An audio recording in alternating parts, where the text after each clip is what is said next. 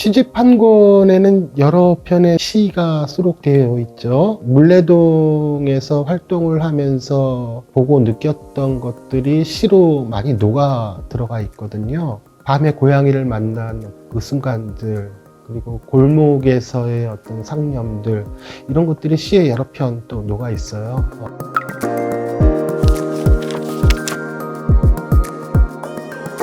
네, 안녕하세요. 저는 시를 쓰는 김태형입니다. 물레동에서 청색종이라는 출판사 겸 작은 책방을 운영하고 있고요. 물레창작촌의 몇몇 작가님들과 함께 여러 협업을 진행하기도 했습니다.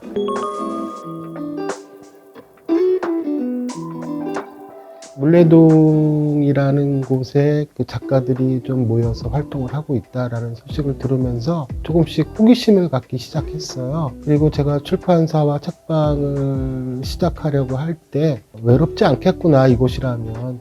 그런 생각을 좀 하고 물레동을 좀 찾기 시작을 했죠.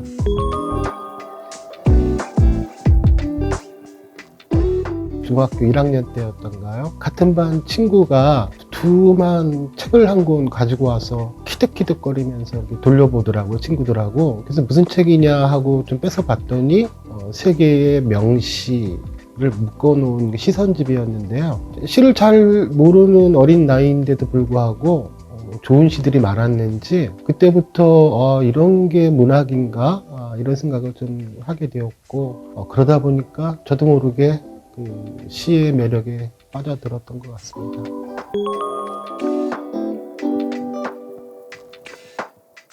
시를 쓰다가 어느 순간부터 에세이를 본격적으로 또 쓰기 시작했어요. 시로 먼저 한 5, 60편 정도 써놨다가 그 시를 허물어서 산문을 만든 또 그런 경험이 있습니다. 그래서 처음에는 그 인도 여행기를 쓸 때 내 눈물은 신의 발등 위에 떨어질 거야 라는 그런 문장이 이제 산문집에 있어요. 그 산문집의 그 한 구절을 가지고 시 한 편을 또 쓰게 되었고요. 그래서 최근에 낸 그 시집 내 눈물은 신의 발등 위에 떨어질 거야 라는 시집이 그런 산문과 시의 경계를 오가는 사이에 만들어진 그런 이름입니다. 네.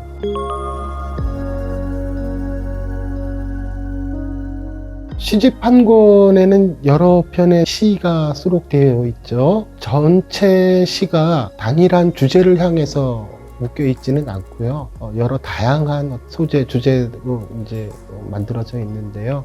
이 시집도 제가 살아온 경험을 크게 벗어나지는 못해요. 물레동에서 활동을 하면서 보고 느꼈던 것들이 시로 많이 녹아 들어가 있거든요. 그래서 여러분들도 이 시집을 읽다가 보면 물레동 한 골목에서 마주쳤던 어떤 순간들과 조우하지 않으실까, 이런 생각이 듭니다. 위험한 짐승이라는 이제 시가 있어요. 그 시는 어떻게 쓰게 되었느냐면요. 물레동에 처음 들어왔을 때 그 골목에서 족제비를 만났거든요. 예사롭지 않더라고요. 이 외에도 밤에 고양이를 만난 그 순간들, 그리고 골목에서의 어떤 상념들, 이런 것들이 시에 여러 편 또 녹아 있어요. 그래서 여러분들이 도서관에 오셔서 이 시집을 만나시게 된다면 여러분들이 걸었던 그 골목에서의 순간들을 또 한번 또 느끼실 수 있을 것 같습니다. 이 시집에는 라다크의 풍경들이 펼쳐져 있어요. 세계에서 두 번째로 높다는 그 창락고개를 건너서 판공초로 가는 그 길의 여정을 또 시로 남긴 부분들이 있었는데요. 시집의 마지막에 수록된 창나라는 그 시집인데, 저는 그 세계에서 두 번째로 높다는 그 고갯길을 건너면서 사람이 지나가는 길이구나 라는 걸 비로소 또 깨달았어요. 어떤 이상의 세계로 훌쩍 넘어가는 그런 순간이 아니라 인간의 마을로 내려가는 그 길을 그 높은 곳에서 비로소 느꼈던 것 같습니다. 그 높은 곳에서 안개 구름 한 자락을 잡고 인간의 마을로 내려가는 그 길을 한번 읽어봐 주시면 고맙겠습니다.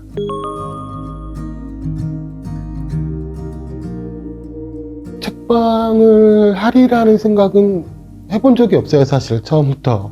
오히려 책방의 문을 열고 나서 사람들과 만나는 그런 자리가 만들어지더라고요. 물레동에 와서 책방을 열고 나서는 저도 꽤 타인들과 잘 어울리는 사람이 될 수 있겠구나라는 경험을 좀 했습니다. 책방은 역시 책을 앞에 놓고 사람과 사람이 만날 수 있는 아주 멋진 공간이 아닐까, 그런 생각을 하게 되고요.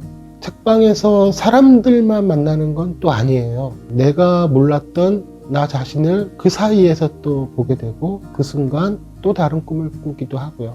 책방이라는 작은 공간은 그래서 아름다운 것 같습니다.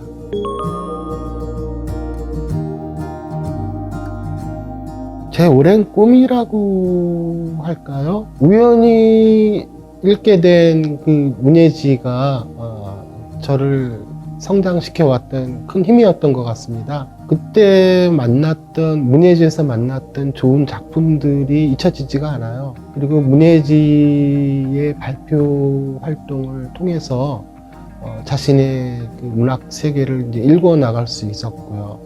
또 다른 시 전문지를 만들면 어떨까, 이런 생각을 또 해봤습니다. 최근에 신인 발굴도 한번 했고요. 문예지가 갖고 있는 새로운 가치들을 제 손으로 한번 만들어 보고 싶었어요.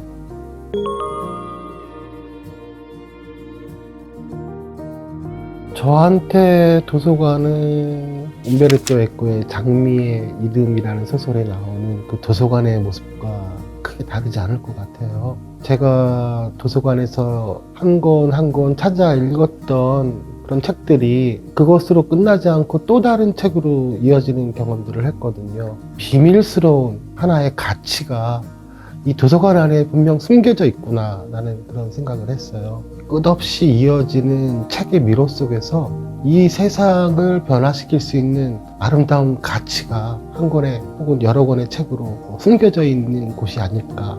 그래서 저는 도서관에 올 때마다 도서관이 항상 나에게 길을 잃게 만들었으면 좋겠다라는 또 생각을 하게 돼요. 그 미로 속에서 제가 몰랐던 그런 가치를 찾았을 때 눈부신 희열 속으로 빠져들 것 같아요. 그래서 도서관에 올 때는 항상 그런 설레이는 마음이 있는 거죠.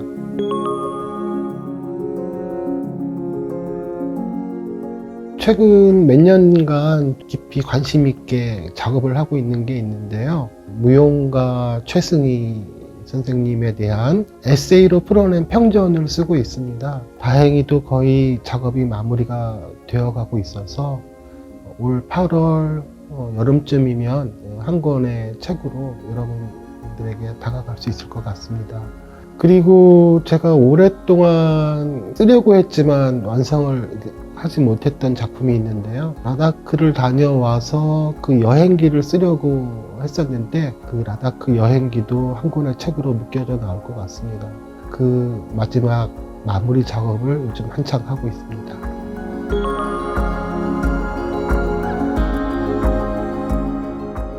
현대 시가 어려운 거는 장르적인 속성상 어쩔 수 없는 부분인데요. 어떤 평범한 일상을 넘어서려고 하는 그런 의지가 강한 장르이기 때문에 조금 어렵더라도 가까이 먼저 접근해 보시는 게 어떨까라는 생각이 먼저 들어요. 처음에는 낯설고 어렵고 이해가 안 되는 부분이 있을지 모르겠지만 하나씩 다른 이들과 함께 시를 읽고 이해하는 그런 기회들을 조금 갖다 보면은 한 편의 시가 가지고 있는 풍요로움을 느끼게 될 거예요. 그때 내가 알지 못했던 어떤 세계가 이 안에 있었구나 라는 그런 경험을 하시게 될 겁니다.